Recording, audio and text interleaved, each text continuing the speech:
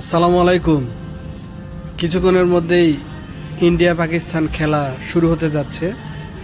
দুই দেশের জাতীয় সঙ্গীত এখন চলছে। আজকে যদি পাকিস্তান ইন্ডিয়ার সাথে জিততে পারে তাহলেই কিন্তু সেই রকম একটি মজা হবে সুপার ফোরের এই প্রতিযোগিতার মধ্যে। যেমন পাকিস্তান যদি ইন্ডিয়ার সাথে জিতে, আবার বাংলাদেশও যদি ইন্ডিয়ার সাথে জিতে, ইন্ডিয়া যদি শ্রীলঙ্কার সাথে জিতে, আবার পাকিস্তান যদি বাংলাদেশের সাথে জিতে, এশিয়া কাপ কিন্তু সেই রকমভাবে জমে যাবে। মোটামুটি বিশ্বকাপের একটি আমেজ পাওয়া যাবে এশিয়া কাপের মধ্যেই। সুপার ফোর দুর্দান্তভাবে জমে উঠবে এবং রান রেট আরও বিভিন্ন বিষয় বিবেচনায় চলে আসবে।